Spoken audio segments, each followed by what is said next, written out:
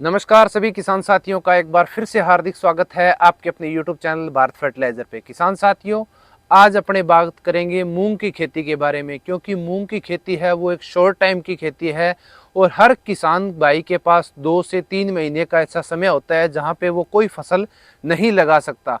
और मूंग की खेती है वो तकरीबन 60 से 70 दिन 80 दिन के अंदर बुआई से लेकर कटाई तक कंप्लीट हो जाती है। तो कुछ एरियाज़ के अंदर मूंग की खेती है वो होती है। वैसे तो ऑलमोस्ट सभी भारत के अंदर जो मूंग की खेती है वो होती है। तकरीबन इसकी क्रॉप है वो 60 से 70 दिन में कंप्लीट हो जाती है।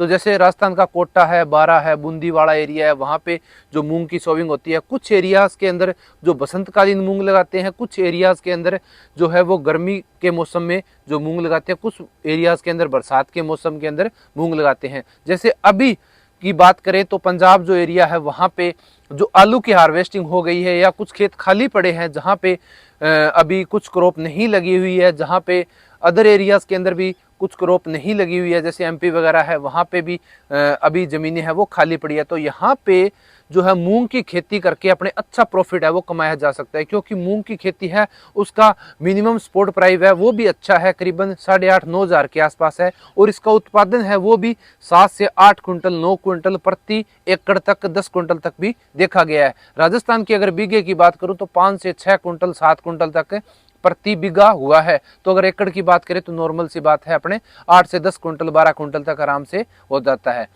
अगर इसकी सोविंग की बात करें तो सोविंग अपने इसको जो है वो अभी 15 मार्च से लेकर 20 मार्च 1 मार्च 2 मार्च के आसपास अपने लगा सकते हैं। तो इसकी हार्वेस्टिंग है वो अपने को जो है वो मई के एंड में हो जाएगी। उसके बाद में कुछ लोग क्या है 2 बार मूंग की खेती करते हैं, एक बार अब लगाते हैं मार्च के अंदर और दोबारा फिर वो लगाते हैं जून के अंदर मूंग की सोविंग है वो दोबारा करते हैं। तो मूंग की जो अच्छी पैदावार के लिए अच्छी वैरायटी का होना, अच्छे जो बीज का सिलेक्शन करना बहुत जरूरी होता है। और बीज के सिलेक्शन से पहले खेत की तैयारी है वो भी बहुत जरूरी होती है। तो इसके अंदर अपने जो गोबर की खाद है वो डाल सकते हैं अच्छी पैदावार लेने के लिए, 3 से 4 ट्रॉली प्रति एकड़ के हिसाब से। उसके बाद में अगर अपने बात करें तो इसके अंदर कुछ बेसल डोज है, जैसे एसएसपी है वो डाल सकते हैं अपने, कुछ माइक्रोन्यूट्रेंट है वो डाल सकते हैं। उसके अलावा जो इसके अंदर कुछ मतलब जो सल्फर वगैरह है वो भी अपने डाल सकते हैं। तो ये तो होगी बेसल डोज की, हर एक किसान भाई डाल देता है।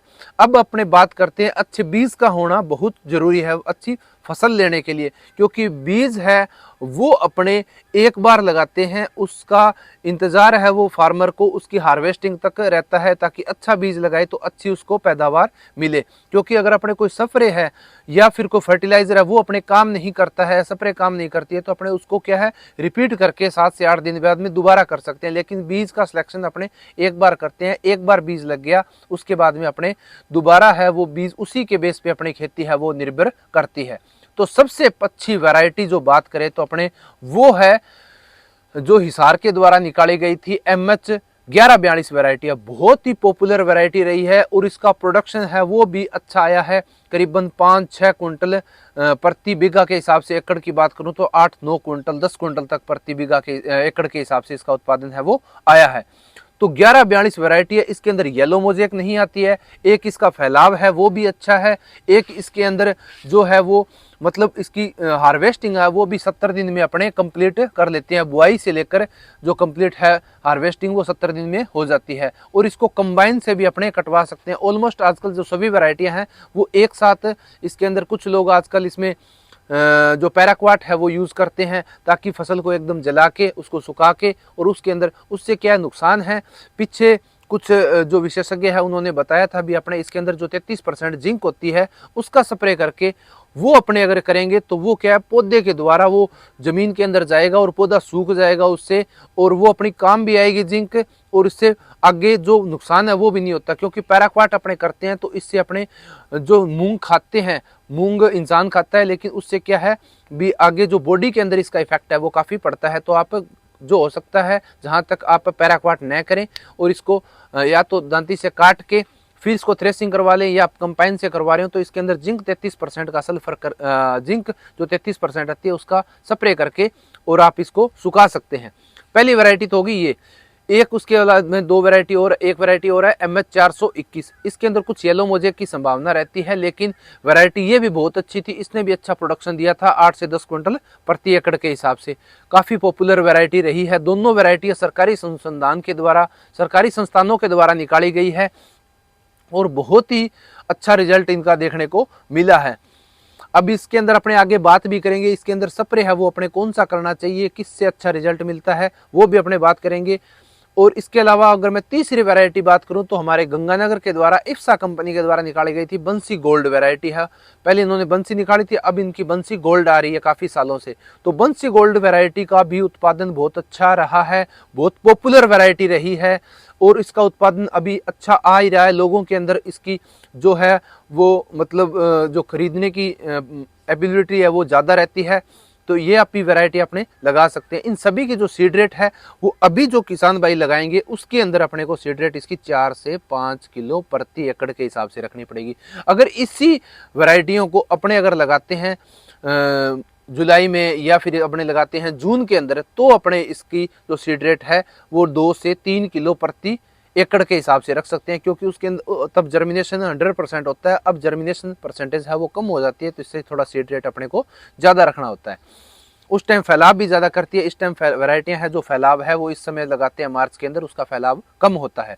इसके अलावा एक स्टार की आती है, स्टार एग्री सीड की जो वैरायटी निकाली गई है 444 और एक 448, दोनों ही वैरायटियाँ अच्छी वैरायटी हैं, आप बेनिश्चित होकर लगा सकते हैं। इसकी काफ़ी डिमांड रहती है मार्केट के अंदर और इनका जो प्राइस है वो तकरीबन जो सरकारी अनुसंधानों के द्वारा जो वैरायटी निकाली गई है उनका जो प्राइस रहता है वो 150 रुपये प्रति किलो के हिसाब रहता है। कुछ जो NSC है, क्रिबको है, वो भी देती है, तो उसके अंदर अपने को इसका जो प्राइस है वो तकरीबन 120 रुपये रहता है और वो वापस जो सीड है वो अपने से परचेज करते हैं। NSC है, क्रिबको है, ये कंपनियां वापस परचेज करती है। मिनिमम स्पॉट प्राइस के ऊपर अपने को अच्छा बोनस मिलता है उनसे, 300 से 400 रुपये प्रति क्विंटल के हिसाब से वो बोनस भी देती है।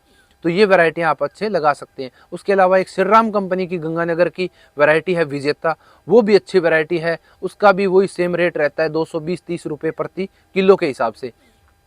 उसके अलावा एक वैरायटी है शक्तिवर्धक सीड की विराट गोल्ड के नाम से, वो भी वैरायटी काफ़ी अच्छी वैरायटी है, उसका भी प्रोडक्शन अच्छा आता है और लोगों में उसकी उत्सुकता बढ़िया है और उसका प्रोडक्शन भी अच्छा मिलता है। तो ये जो मैंने आपको 5 से 6 वैरायटियाँ बताई है, आप इनमें से कोई भी वैरायटी आप लगा सकते हैं और आप शॉर्ट टर्म के लिए जो 3 महीने 2.5 महीने की जो खेती है, 2 महीने की, इसके अंदर अच्छा मुनाफा है वो प्रति एकड़ के हिसाब से 50 से 60 हज़ार रुपये आप आराम से कमा सकते हैं। अब बात आती है इनके अंदर मैनेजमेंट की। सबसे अच्छा मैनेजमेंट जो कर सकता है वो ही इसका उत्पादन बढ़िया ले पाता है, क्योंकि जो मूंग के अंदर अपनों ने देखा गया है तो इसके अंदर येलो मोजेक की संभावना जो सबसे ज़्यादा रहती है। येलो मोजेक किस कारण से आता है, इसके अंदर वाइट फ्लाई जो आती है वो ही इसको आगे वायरल को फैलाने का काम करती है। तो अपने को वाइट फ्लाई कंट्रोल करना है, उसके साथ साथ अपने को इसके अंदर थ्रिप्स का भी कंट्रोल है वो करना है। थ्रिप्स भी आती है, जो हरा तेला है वो भी तकरीबन तेला है वो आता है। तो इसका कंट्रोल करने के लिए सबसे अच्छे मैं टेक्निकल की शॉर्ट टर्म में बात करूं, एक एक्सप्लेन में भी अपने इसकी वीडियो है वो कवरेज करेंगे भी मूंग के अंदर कौन कौन सी अपने को स्प्रे है वो टाइम टू टाइम करनी चाहिए। तो इसके अंदर आप एक तो मोनोक्रोटोफॉस है वो हर 7 दिन में स्प्रे करें। मोनोक्रोटोफॉस के साथ में आप इसके अंदर बायर का जो आता है सोलोमन वो आप कर सकते हैं, अच्छा रिजल्ट है उसका। 1 लीटर आप सोलोमन 10 बीघा में करें, 100 ग्राम एकड़ की बात करूं तकरीबन 6 से 7 एकड़ में आप इसका स्प्रे है वो सोलोमन का 1 लीटर का आप कर सकते हैं।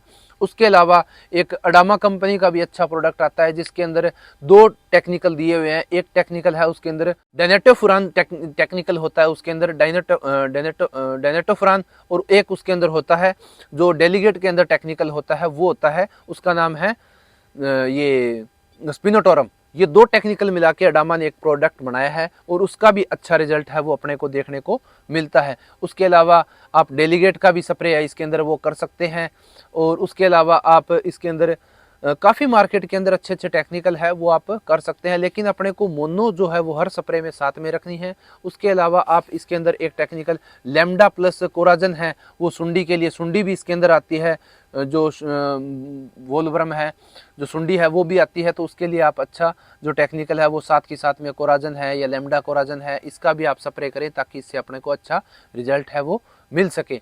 उसके अलावा आप इसके अंदर फैम का भी स्प्रे कर सकते हैं सुंडी के लिए, क्योंकि इसके अंदर सुंडी पड़ती है या वाइट फ्लाई आती है या थोड़ी बहुत थ्रिप्स की इसके अंदर संभावना है वो रहती है। तो इसके लिए आप 7 दिन पे, हर 7 दिन पे आप स्प्रे जरूर करना है। 1 महीने की जब क्रॉप हो जाए तब अपने को स्टार्ट करना है और 5 से 6 स्प्रे अपने को कंटिन्यू करने हैं।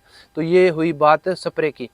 तो किसान भाइयों, अपने को वैरायटी अच्छी सिलेक्शन करनी है, खेत की तैयारी अच्छी करनी है और इसकी डिस्टेंस है वो मेंटेन रखनी है। फैलाव वाली वैरायटी आजकल आ रही है तो अपने को इसका डिस्टेंस है वो भी मेंटेन जरूरी रखनी है। तो किसान भाइयों, आपको कैसी लगी वीडियो? मूंग के ऊपर एक अच्छी वीडियो बनाई है अपनों ने, तो आप हमारे चैनल को सब्सक्राइब करें। वीडियो अच्छी लगे तो दूसरे किसान भाइयों तक शेयर जरूर करें, वीडियो को लाइक करें, चैनल को आप सब्सक्राइब करें। मिलते हैं नेक्स्ट वीडियो में, तब तक के लिए जय जवान जय किसान।